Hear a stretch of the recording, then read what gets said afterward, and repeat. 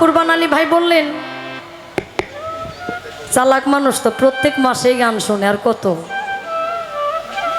কয়েক বন্ধনের পরে পরে পালা শুরু করে দিবেন। আমার ভাইয়ের কথা অনুযায়ী আমি আমার পালাটা শুরু করছি, নাকি বলেন ভাই? পালার শুরুটা একটু করতে দেন, পালার কিছু কার্যক্রম আছে, যেহেতু গুরু ভক্ত পালা, তাহলে আমার জায়গা থেকে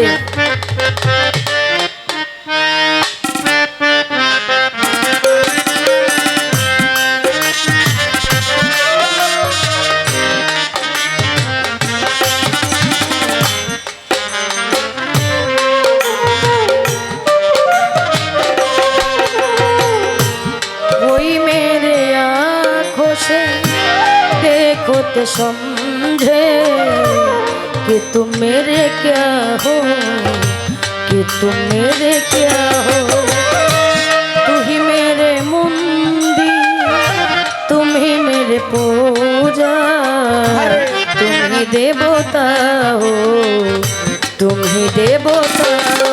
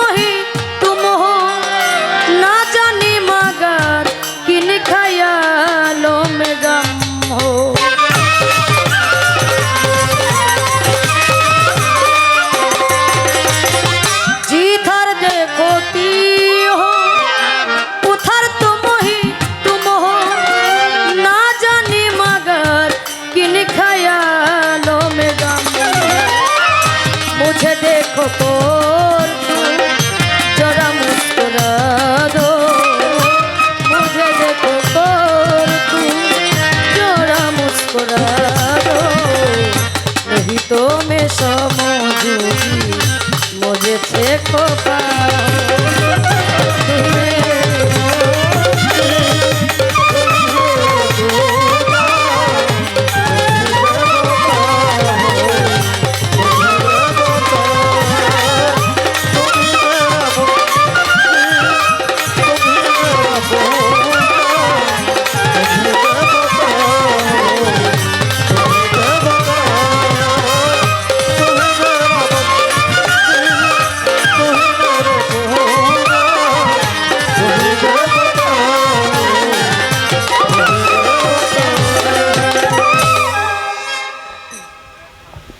हेलो আমার পালার কার্যক্রম কিন্তু আমি শুরু করে দিয়েছি। পালা আসছে গুরু এবং ভক্ত।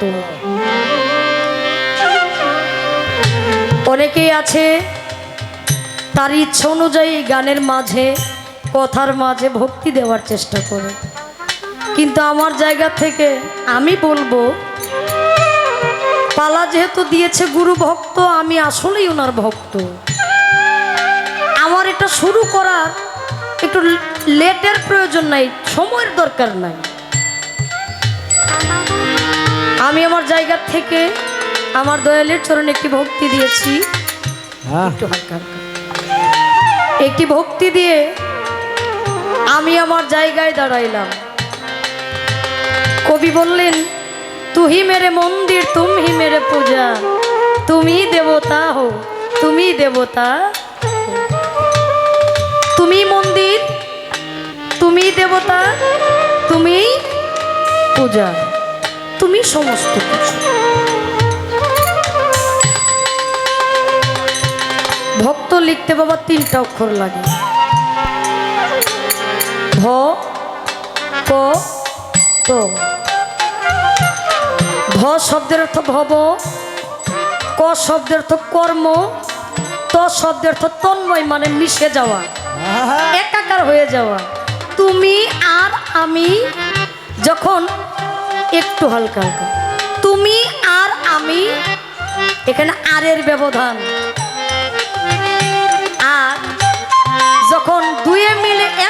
হব আমি তুমি তুমি আমি।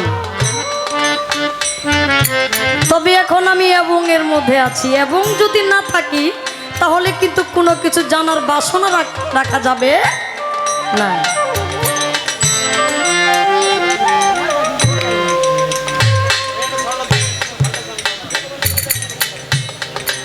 যেমন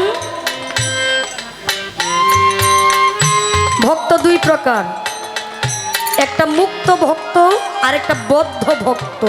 বদ্ধ মানে তার মনে এখনো কিছু আকাঙ্ক্ষা আছে।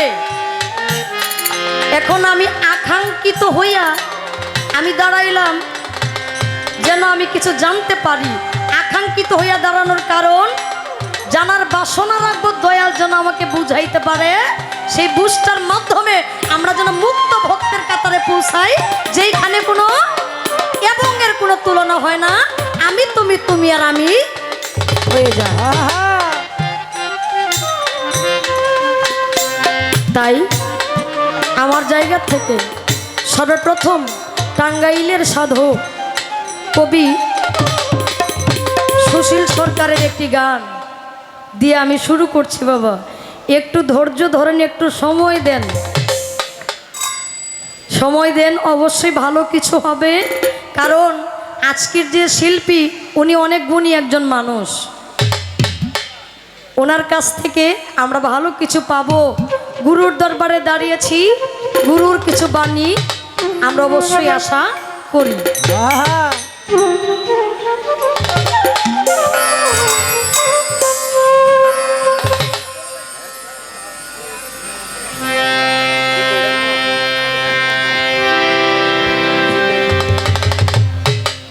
দয়াল মন কোন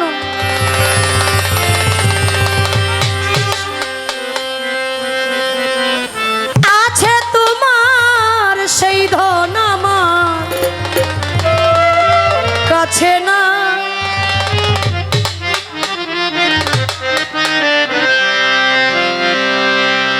দয়াল মন কি ধন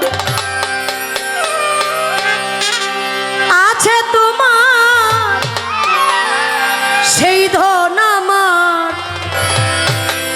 কাছে নাই। যদি মুক্তি পাই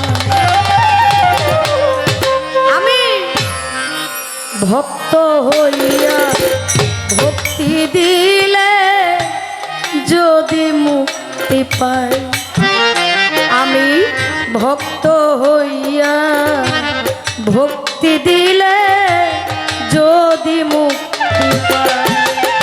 দয়াল এমন কি ধন আছে তোমার, সেই ধন আমার কাছে নাই। দয়াল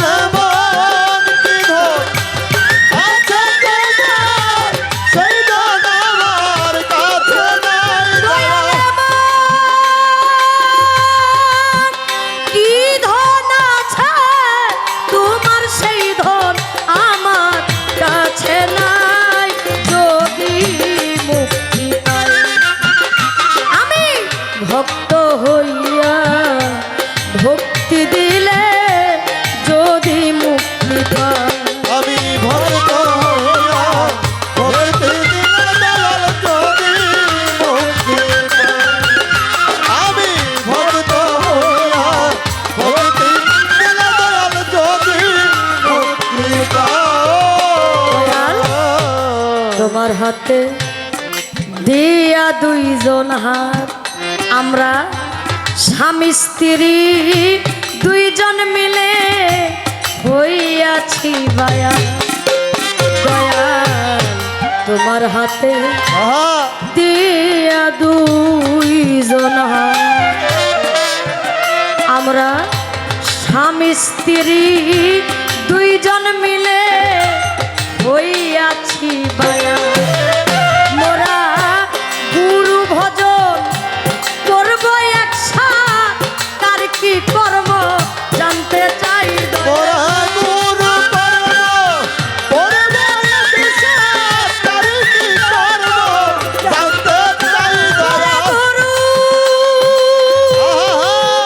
ভজন করব একসাথ,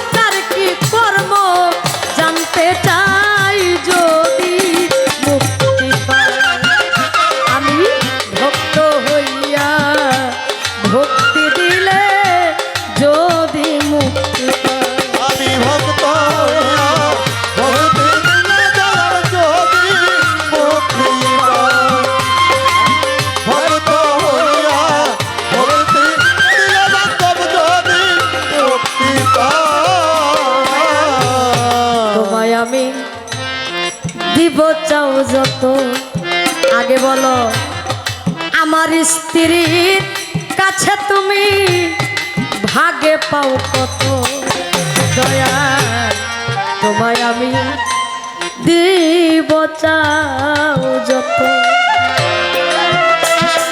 আমার স্ত্রীর কাছে তুমি ভাগে পাও কত দয়াল তুমি আমায় দিবে কত কারবা সরে কে বাজাই দয়া তুমি আমার দিবে কত কারবা সরে কে বাজাই দয়াল তুমি আমারে দিবে কত কারবা সরে কে বাজাই যদি মুক্তি পাই আমি ভক্ত হইয়া আহা ভক্তি দিলে যদি মুক্তি পাই এই ভক্ত হইয়া ভক্তি দিয়া যদি মুক্তি পাই ভক্ত হইয়া ভক্তি দিয়া দয়াল যদি মুক্তি পাই শুনি গুরুর কাছে ভক্তের কাছে গুরুই সে বাপা আবার কেউ বা বলে গুরুর মুক্তি হয় ভক্তের সেবা দয়াল ভক্তের কাছে গুরু সে বাপা কেউ বা বলে গুরুর মুক্তি হয় ভক্তের সেবা তখন গুরুই ভক্তি দেয় ভক্তের পায় সাধক সুশীল কয় ভেদ জানতে চাই ভক্তি দেয়না সাধক বলে জানতে চাই গুরু ভক্তি দেয় ভক্তের পায় সুশীল কয় ভেদ জানতে চাই যদি মুক্তি পাই আমি ভক্ত হইয়া ভক্তি দিলে যদি মুক্তি পাই আমি ভক্ত হইয়া ভক্তি দিলে যদি মুক্তি পাই আমি ভক্ত হইয়া ভক্তি দিলে বান্ধব যদি মুক্তি পাই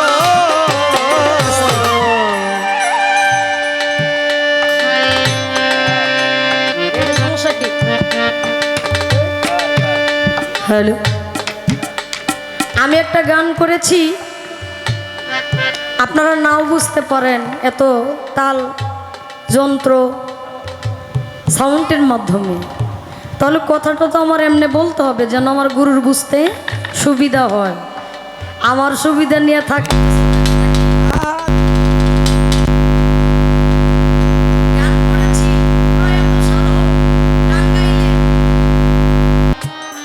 আচ্ছা বাবা কথা বুঝতে সমস্যা হয় না না খারাপ লাগে আমার কথা এই আর কিছুক্ষণ জাস্ট কয়েক মিনিট বলে আমি আমার থেকে বসে পড়বো আপনাদের ডিস্টার্ব করব না কিন্তু যে কথাটাতে যে কথার মাধ্যমে আল্লাহ আল্লাহ রাসূল পীর মুর্শিদ পাক পাঞ্জাতন আহলে বায়াতের তরিকতের মানুষের যে কথা বললে উপকার হয় সেই কথাটা অবশ্যই বলতে হবে হবে আমি সেই কথাটা বলছি আচ্ছা তোমায় আমি দিব চাওছো তো আগে বলো আমার স্ত্রীর কাছে তুমি ভাগে পাও কত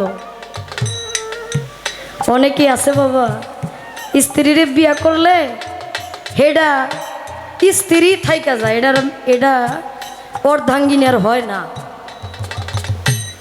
আপনি বলবেন আমার স্ত্রীর কাছে যদি আপনি ভাগে পান কারণ আমিও বায়াত হয়েছে আমার স্ত্রীও বায়াত হয়েছে তাহলে আমার স্ত্রী ভক্তের কাছে স্বামীর কাছে আপনি যদি ভাগ পান তাহলে তার স্ত্রীর কাছ থেকে আপনি ভাগ পান নাকি অবশ্যই তাহলে আপনি বলবেন স্ত্রীর কাছে আপনি ভাগে কত পান আর যদি ভাগের পয়েন্ট থাকে 100 পয়েন্ট যদি 50 আপনি নেন 50 এই ভক্তের দেন তাহলে আমার জানার বাসনা তাহলে কার বাসরে কে বা আগে যায়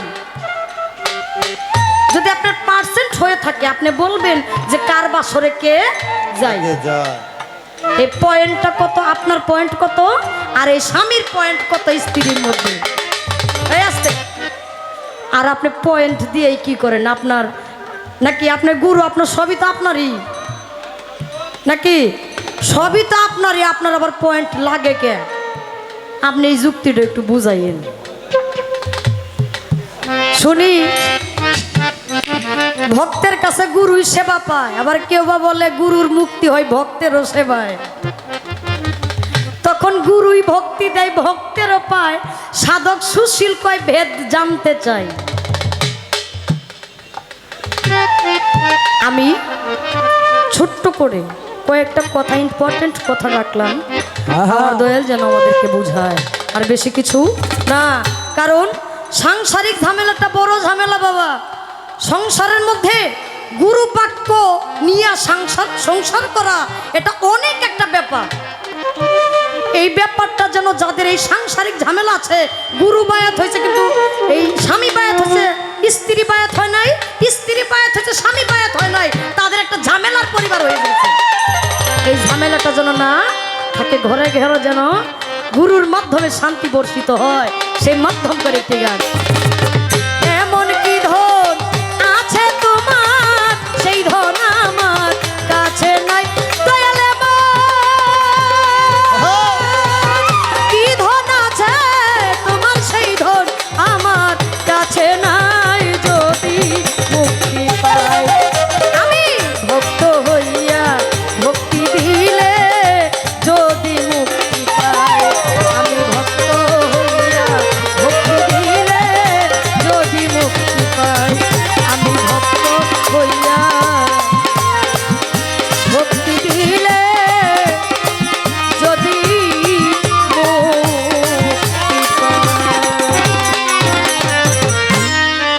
সকলের কাছে আবারও সালাম, আসসালামু আলাইকুম। তা আজকে পালা দিলেন গুরু এবং ভক্ত। আমাদের এই যে উপস্থাপনা করেছিলেন শাহজালাল ভাই, উনি যখন পালাটা দিছে যে আজকের পালা হইল গুরু এবং ভক্ত, বাংলাদেশের সুনাম ধন্য গায়ক বাউল হবিল সরকার উনি ভূমিকা পালন করবে গুরুর, আর শাপলা সরকার পালন করবে ভক্তির ভূমিকা। মানে এই কথাটা শুনি আই, শাপলা মারছে একটা হাসি, মানে হাসিটা কেলনে কে মারছে এটা কিন্তু আমি বুঝছি। মানে আমার এই গুরুর দায়িত্বটা দিয়া, আর এমনিও তো মানে তার যেহেতু বয়স একটু বড়, যে কারণে এমনিও আমাকে মানে এই, এরপরে গুরুর দায়িত্বটাই আমার উপরেই পড়ে। কিন্তু ভক্তের কিন্তু কোনো বিপদ নাই, মানে সে যে একজন ভক্ত সে এইটাই ভাববে নিছে যে তার কোনো বিপদ নাই। মানে সে একেবারে মানে এমন লম্বা করে একটা গান গাইছে, আর এমন কিছু কথা রাখছে, এখন গুরু তো আল্লাহ রহমতে যে বক বক বক বক বক বক করতেই থাকবো, তার আর কোনো কাজ নাই। মানে সে কিন্তু তার গুলি করিয়া সে বয়ে পড়ছে। কিন্তু ভক্ত আমি তোমাকে বললাম এই সর্বনষ্ট করিও না। যা জিগাও এই কোথায় জিগাইও, কোথায় জিগাও, একটা প্রশ্ন করো, দুইটা করো,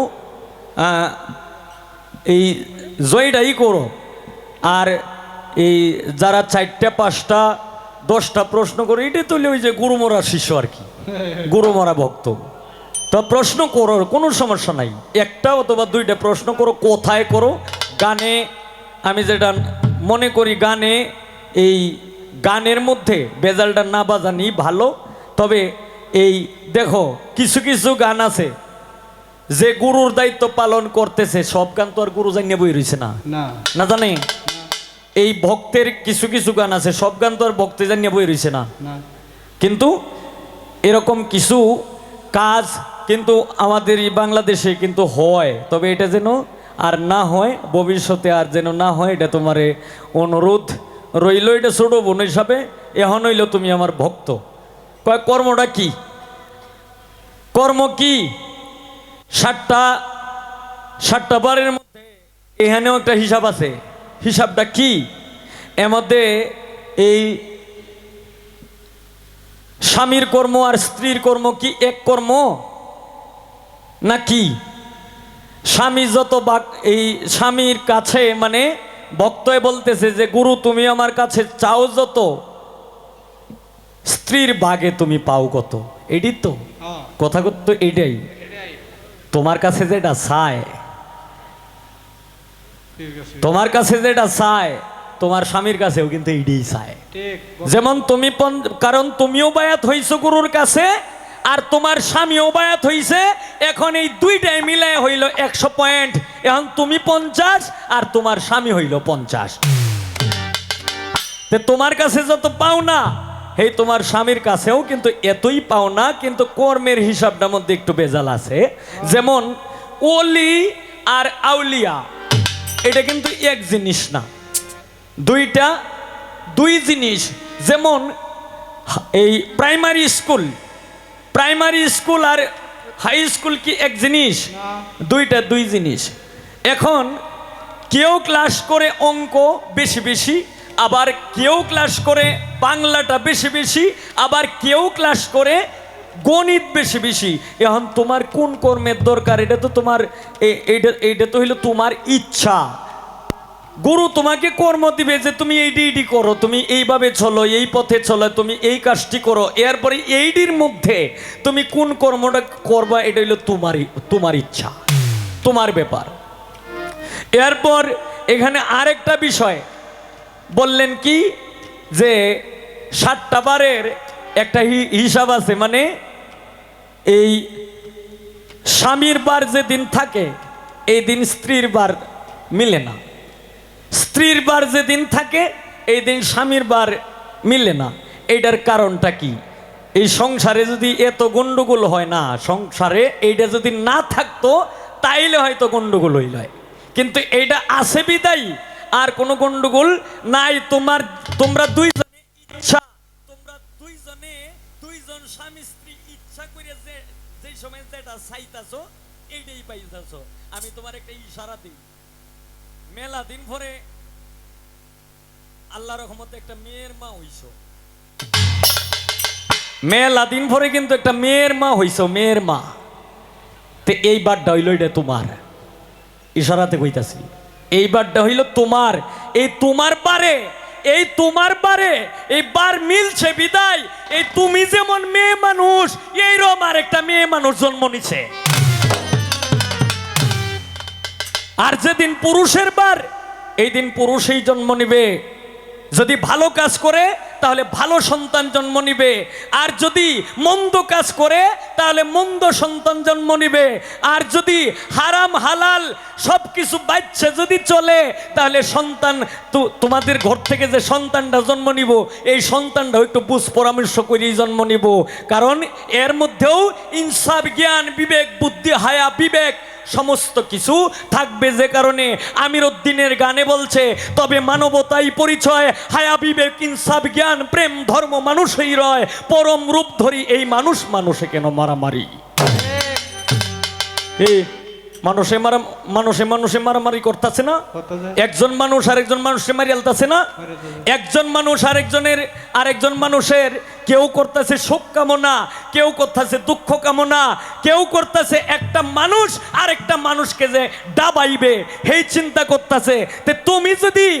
তোমরা দুইজনে মিললে যদি হালাল খাও, হালাল পড়ো, হালাল ভাবে চলাফেরা করো, তাহলে এই সন্তানটাও তোমাদের ঘর থেকে তোমরা দুইজনে মিলন যখন হবে তখন এই উভয়ের মিলনের সাহায্যে যে সন্তানটা হবে এই সন্তানটা হবে ভালো সন্তান। আর যদি হারাম খাও, হারাম চলো, হারাম সব কিছু করো, তাহলে দুইজন মিলবে কেন? ঘর থেকে যেটা হইব সেইটার নাম হইব হারাম জাদা।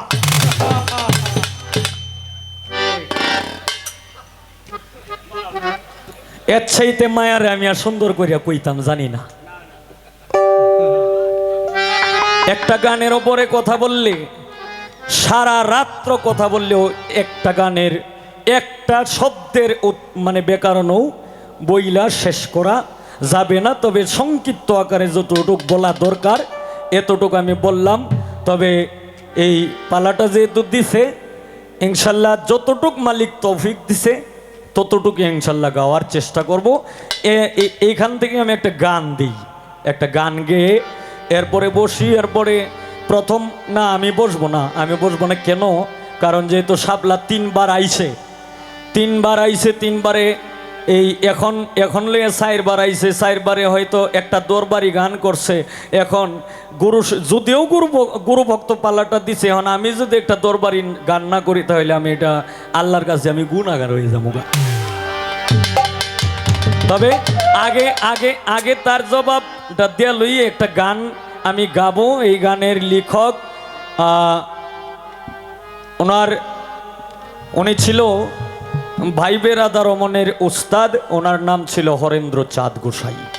ওনার লেখা একটি গান করব, আশা করি এই গানের মধ্যে এই অধিকাংশ আরও যে কিছু ভিতরে ভিতরে জবাব আছে এইগুলিও পাবে ইনশাল্লাহ।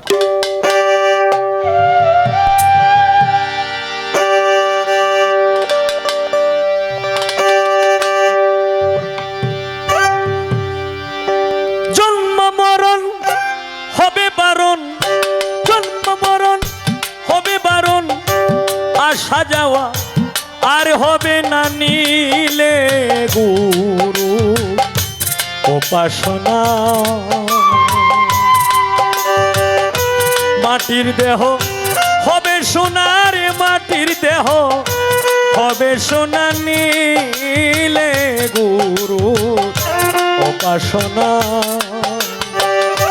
জন্ম মরণ হবে বারণ, জন্ম মরণ হবে বারণ, আসা যাওয়া আর হবে না নীলে গুরু উপাসনা। মাটির দেহ হবে সোনার, মাটির দেহ হবে সোনা, নীলে গুরু উপাসনা।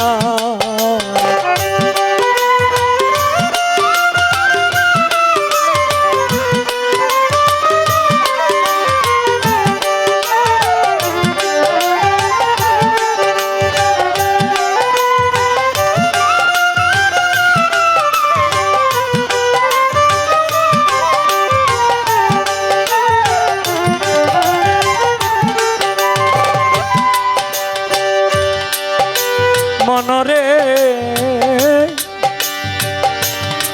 ওরে পাগল মন, ওরে পাগল মন, মন মন মন মনরে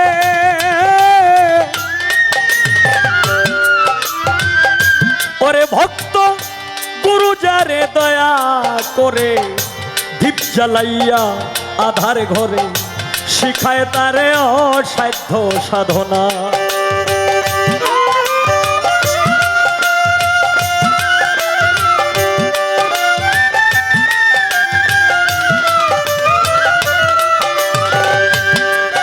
ওরে গুরু যারে দয়া করে দীপ জ্বালাইয়া আধার ঘরে শিখায় তারে অসাধ্য সাধনা।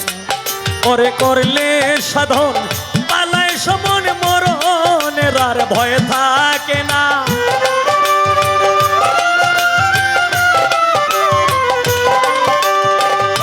করলে সাধন পালায় সমন মরণের আর ভয় থাকে না, নীলে গুরু উপাসনা। মাটির দেহ হবে সোনার, মাটির দেহ হবে সোনা, নীলে গুরু উপাসনা।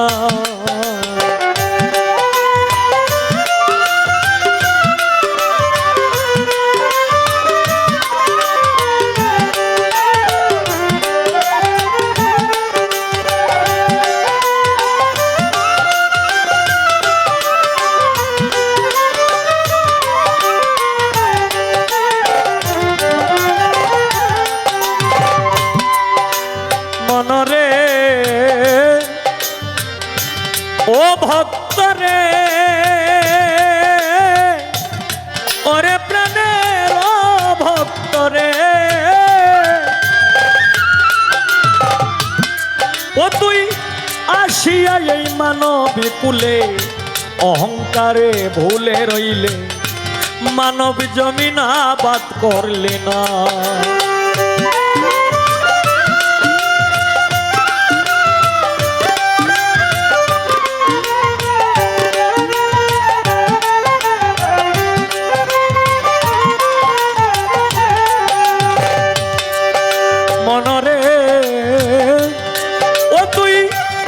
আসিয়া এই মানবী কুলে অহংকারে ভুলে রইলে মানব জমি আবাদ করলে না। ওরে গুরুর দয়া না হইলে তোর সুবৃক্ষে আর ফল ধরবে না।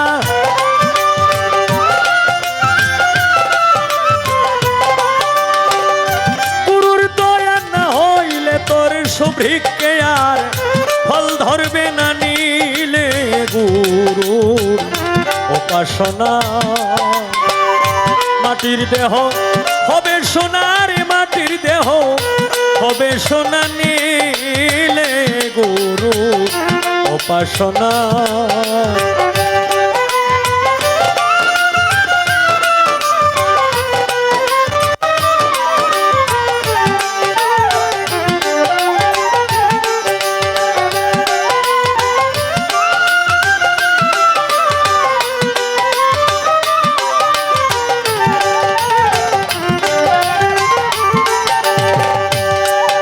মনরে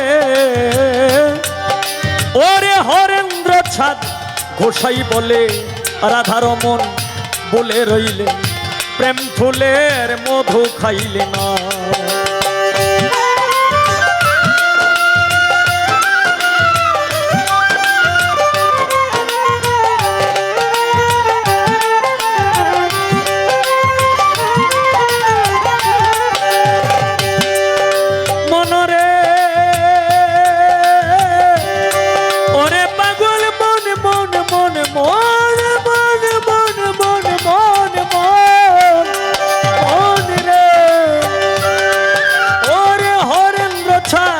গোসাই বলে রাধার মন বলে রইলে প্রেম ফুলের মধু খাইলে না।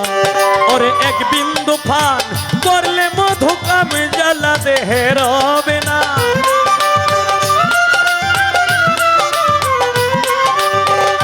এক বিন্দু পান করলে মধু কাম জ্বালা দেহে রবে না। নীলে গুরু উপাসনা মাটির দেহ হবে সোনার, মাটির দেহ হবে সোনা। নীলে গুরু উপাসনা জন্ম মরণ হবে বারণ, জন্ম মরণ হবে বারণ। আসা যাওয়া আর হবে না। নীলে গুরুর উপাসনা মাটির দেহ হবে সোনার, মাটির দেহ হবে সোনা। নীলে গুরু উপাসনা।